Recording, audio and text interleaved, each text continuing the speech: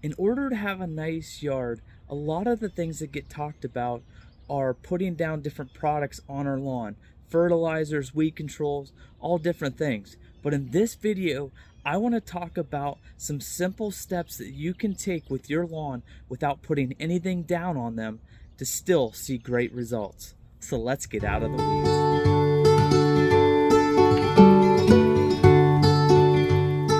So now here we are, we're well into the season, getting off and running. Most of you should be going out kind of doing regular mows. And so that's kind of what I wanted to highlight today, is that to get a nice, beautiful yard, it's not all about putting down product on your lawn.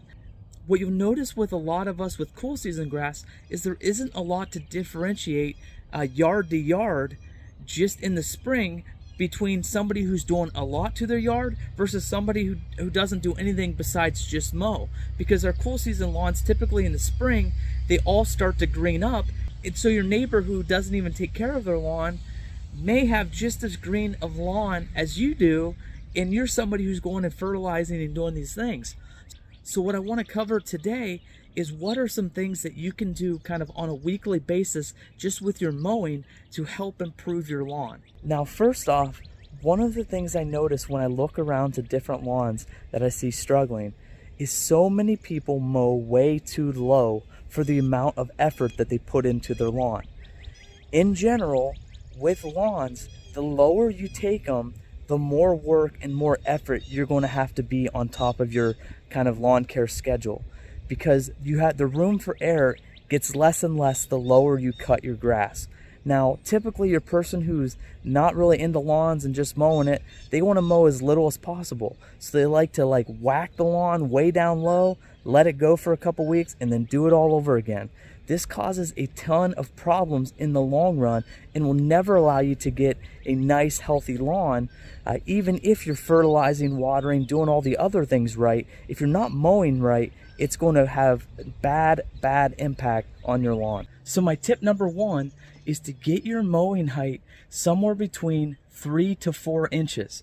Now, you can easily go lower than that, but like I said before, it makes you have to be much more on top of your lawn care schedule if you're going to go lower.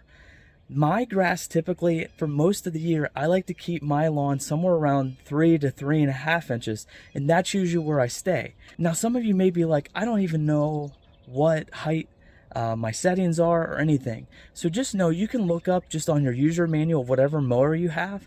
Most kind of homeowner 21-inch push mowers typically go up to somewhere between 3 3/4 of an inch all the way up to 4 1/4 inch is typically the highest setting, and then they go down low from there.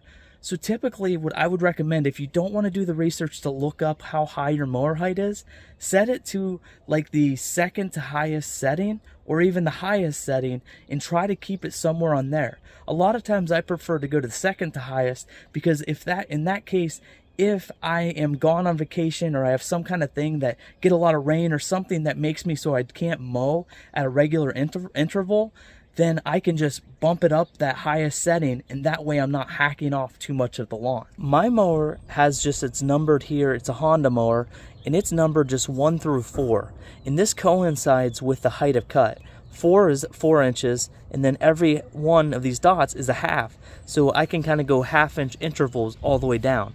Typically, a lot of times I like to keep my lawn right here at this 3.5 mark. So a couple of reasons why I say keep your lawn a little bit higher is because, one, it helps to hold in moisture, and so it keeps your lawn from drying out quicker, and therefore could require less water because it holds it in there.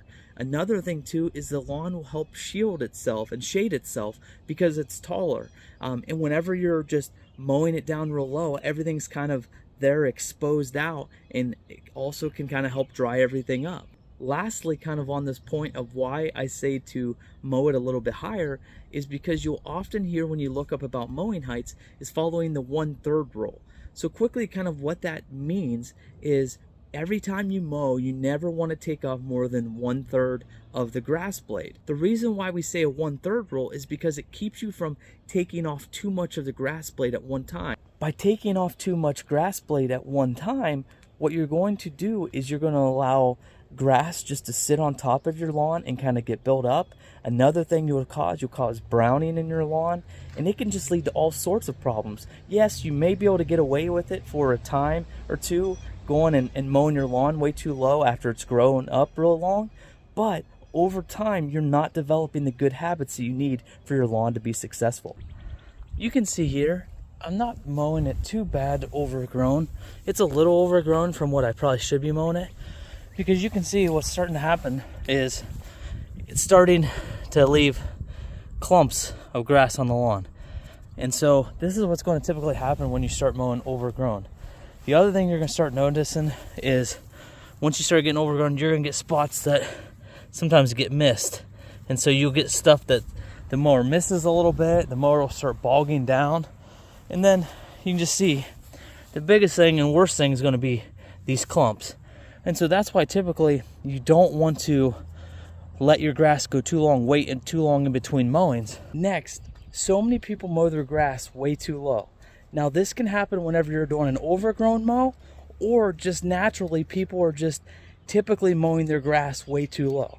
And so one key way to know if you're mowing your grass too low is to listen to the sound of the mower. Now I'm going to demonstrate this to you guys. I'm going to mow my grass, a line on my grass with the mower being too low.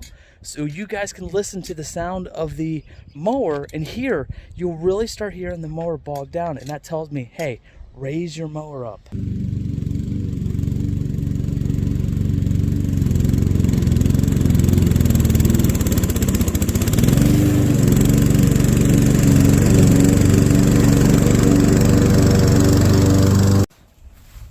If this is what is left behind after you mow a line in your lawn, a key indicator that you're mowing it too low. Also, look at what color you're starting to see my grass. You're starting to not see that dark green anymore, and you're starting to see brown.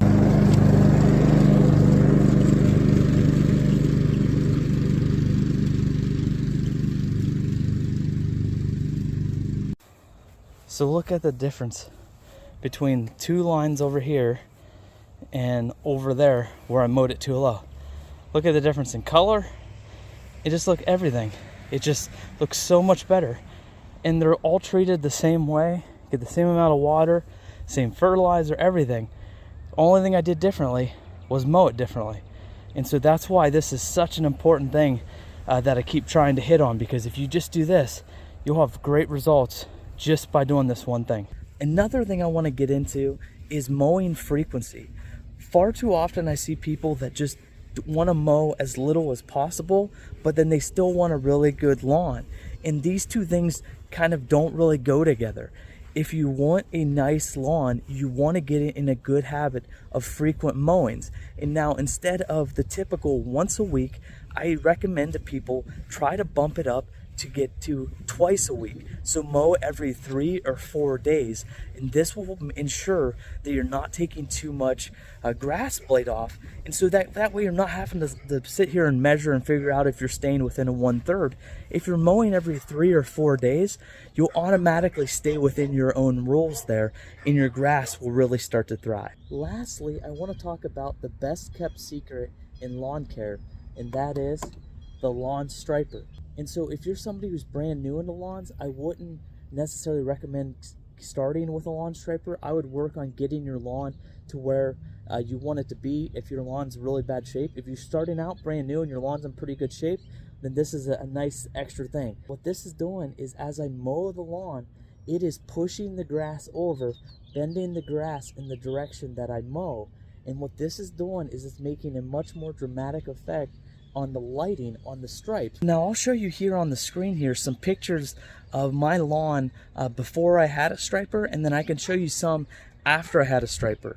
And you can see, man, it's a huge difference just once you attach the striper. Now there's all different stripers that you can get. I know Toro makes one. Mine is from Big League Lawns.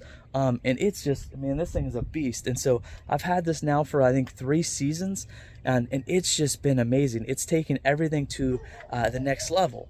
Now, a couple things I do want to mention, though, with it is it does add weight to it. And so my lawn is self-propelled, but it adds so much weight that the self-propelled really isn't doing much. My lawn won't go on its own if I do the self-propelled portion of it. And so it does add a lot of extra weight, but for me, I'm like, I need the workout anyway, so I don't mind. But just know that you get a little bit of extra weight onto it, but they are such a great investment if you're really trying to take your lawn up to the next level. Now, I'll plan on doing a little more in-depth video on kind of lawn striping, how I set up, what patterns I'm going to do in the future here to show you guys some of the neat things you can really do with a lawn striper.